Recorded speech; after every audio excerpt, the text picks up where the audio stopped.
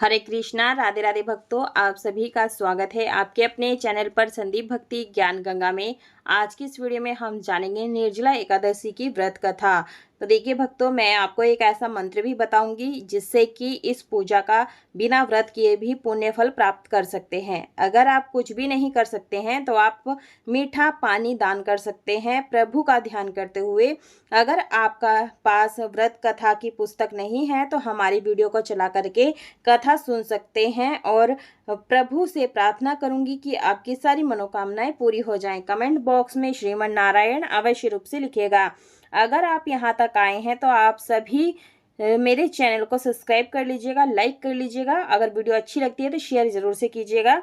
और अगर आपके घर में नौकरी से संबंधित कोई भी समस्या है, घर का वास्तु दोष है, या अगर आपके घर में किसी बच्चे की शादी विवाह नहीं हो रहा है, तो कोई भी परेशानी आपके घर में चल रही है, तो दिए गए नंबर पर आपने जो है व्हाट्सअप करके पूछ सकते हैं। आपको जो नंबर है स्क्रीन पर भी मिल जाएगा या फिर आपको डिस्क्रिप्शन में भी मिल जाएगा। तो आप जरूर चेकआउट कर लीजिएगा और पंडित से संपर्क कर सकते हैं। और देखिए भक्तों, आप ये पूजा अगर दिन में कर रहे हैं तो भी आपको कथा जरूर से सुननी चाहिए। यदि आप शाम के समय प्रदोष काल में पूजा कर रहे हैं तब भी आपको कथा जरूर से सुननी चाहिए, आपको संपूर्ण लाभ प्राप्त होगा। निर्जला एकादशी का व्रत ज्येष्ठ मास के शुक्ल पक्ष की एकादशी तिथि को रखा जाता है। हिंदू धर्म में इस एकादशी का विशेष महत्व है। मान्यता है कि अगर आप साल में पड़ने वाली 24 एकादशी का व्रत नहीं कर पा रहे हैं तो आप निर्जला एकादशी रख सकते हैं। तो देखिए, कथा सुनने के लिए 1 लोटा जल हमें चाहिए होगा कथा सुनने के लिए। और देखिए, कथा कभी भी खाली हाथ नहीं सुनी जाती है। आप अपने सीधे हाथ में थोड़े से फूल ले लीजिएगा और साथ में हमें सफ़ेद या फिर काले तिल लेने होंगे। तो मैंने यहाँ पर थोड़े से काले तिल ले लिए हैं। तो जो भी आपको तिल मिल जाता है वो आप ज़रूर से रख लें। इसके बाद हम कथा का श्रवण करेंगे हुंकारा भरते हुए। और देखिए भक्तों, इससे निर्जला एकादशी का व्रत रख लें, इससे आपको हर एकादशी का फल प्राप्त हो जाएगा।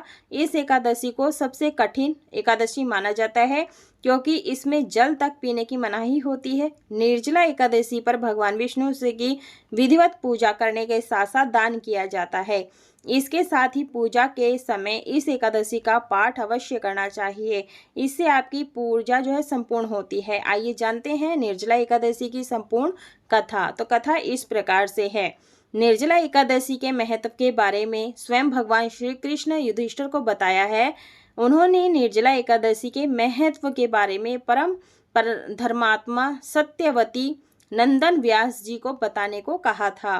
तब व्यास जी कहने लगे कि हर किसी को एकादशी का व्रत रखना चाहिए।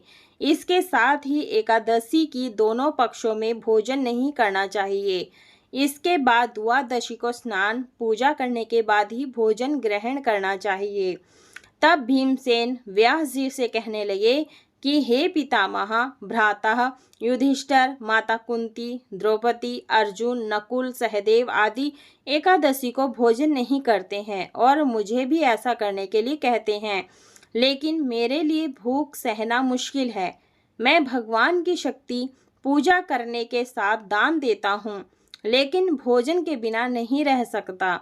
इस पर व्यास जी कहते हैं कि हे भीमसेन, यदि तुम नरक को बुरा और स्वर्ग को अच्छा समझते हो तो प्रति मास की दोनों एकादशियों के दोनों पक्षों में तुम अन्न मत खाया करो। भीमसेन कहने लगे कि हे पितामह, मैं पहले ही कह चुका हूँ कि मैं भूख सहन नहीं कर सकता। अगर साल भर में कोई एक ही व्रत पड़ता हो मैं रख सकता हूँ, क्योंकि मेरे पेट में विक्र नाम वाली अग्नि है, इसलिए मैं भोजन किए बिना नहीं रह सकता। भोजन करने से वह शांत रहती है, इसलिए पूरा उपवास क्यों, तो क्या एक समय भी बिना भोजन किए रहना कठिन है? अतः आप मुझे कोई ऐसा व्रत बताइए जो साल में केवल एक ही बार पड़ने वाला हो, करने वाला हो और मुझे स्वर्ग की प्राप्ति हो जाए। इसके साथ ही जीवन में कल्याण ही कल्याण हो। इस बात पर श्री व्यास जी कहने लगे, हे पुत्र, बड़े बड़े ऋषियों ने बहुत शास्त्र आदि बनाए हैं जिनसे बिना धन के थोड़े परिश्रम से ही स्वर्ग की प्राप्ति हो सकती है। इसी प्रकार शास्त्रों में दोनों पक्षों की एकादशी का व्रत मुक्ति के लिए रखा जाता है। व्यास जी के वचन सुनकर भीमसेन नरक में जाने के नाम से भयभीत हो गए और कांपकर कहने लगे कि अब क्या करूं? मास में 2 व्रत तो मैं कर नहीं सकता, हाँ वर्ष में 1 व्रत करने का प्रयत्न अवश्य कर सकता हूँ। अतः मैं एक दिन व्रत करने से यदि मेरी मुक्ति हो जाए तो ऐसा कोई व्रत बताइए। यह सुनकर व्यास जी कहने लगे कि वृषभ और मिथुन की संक्रांति के बीच ज्येष्ठ मास के शुक्ल पक्ष की जो एकादशी आती है उसका नाम निर्जला है। तुम उस एकादशी का व्रत करो। इस एकादशी के व्रत में स्नान और आचमन के सिवा जल वर्जित है। आचमन में 6 मासे से अधिक जल नहीं होना चाहिए, अन्यथा वह मद्यपान के सदृश हो जाता है। इस दिन भोजन नहीं करना चाहिए क्योंकि भोजन करने से व्रत नष्ट हो जाता है। यदि एकादशी को सूर्य उदय से लेकर द्वादशी के सूर्योदय तक जल ग्रहण ना करें तो उससे सारी एकादशियों का व्रत जो है फल प्राप्त होता है। द्वादशी को सूर्य उदय से पहले उठकर स्नान आदि कार्यों से निवृत्त होकर के सूर्य भगवान को अर्घ्य देने के बाद आदि करके ब्राह्मणों का दान आदि कर देना चाहिए। इसके पश्चात भूखे और सत्पात्र ब्राह्मण को भोजन कराकर फिर आप भोजन कर लेना चाहिए। उसका फल पूरे 1 वर्ष की संपूर्ण एकादशियों के बराबर होता है। व्यास जी कहने लगे कि हे भीमसेन, यह मुझको स्वयं भगवान ने बताया है। इस एकादशी का पुण्य समस्त तीर्थों और दोनों से अधिक है। केवल एक दिन मनुष्य निर्जला रहने से पापों से मुक्त हो जाता है। जो मनुष्य निर्जला एकादशी का व्रत करते हैं उनकी मृत्यु के समय यमदूत आकर उन्हें नहीं घेरते हैं, बल्कि भगवान के पार्षद उसे पुष्पक विमान में बिठाकर स्वर्ग को ले जाते हैं। अतः संसार में सबसे श्रेष्ठ निर्जला एकादशी का व्रत है, इसलिए यत्न के साथ इस व्रत को करना चाहिए और उस दिन ओम नमो भगवते वासुदेवाय नमो नमः मंत्र का उच्चारण करना चाहिए और गोदान करना चाहिए। इस प्रकार व्यास जी की आज्ञा अनुसार भीमसेन ने इस व्रत को किया। इसलिए इस एकादशी को भीमसेनी एकादशी या पांडव एकादशी भी कहते हैं। निर्जला व्रत करने से पूर्व भगवान से प्रार्थना करें कि हे भगवान, आज मैं निर्जला का व्रत करता हूँ, दूसरे दिन भोजन करूँगा। मैं इस को श्रद्धा पूर्वक करूँगा व्रत को, अतः आपकी कृपा से मेरे सब पाप नष्ट हो जाएं। इस दिन जल से भरा हुआ घड़ा एक और वस्त्र से ढककर स्वर्ण का दान कर देना चाहिए। जो मनुष्य इस व्रत को करते हैं उनको करोड़ फल सोने के दान का फल मिलता है। और जो इस दिन अज्ञान करती हैं यज्ञ आदि करते हैं उनका फल तो वर्ण ही नहीं किया जा सकता।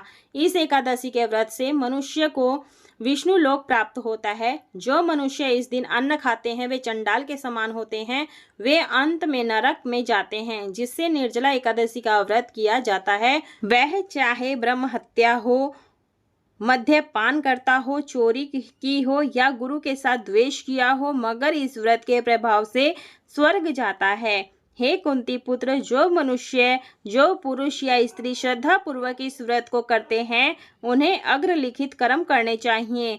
प्रथम भगवान का पूजन, फिर गोदान, ब्राह्मणों को मिष्ठान व दक्षिणा देनी चाहिए तथा जल से भरे कलश का दान अवश्य करना चाहिए।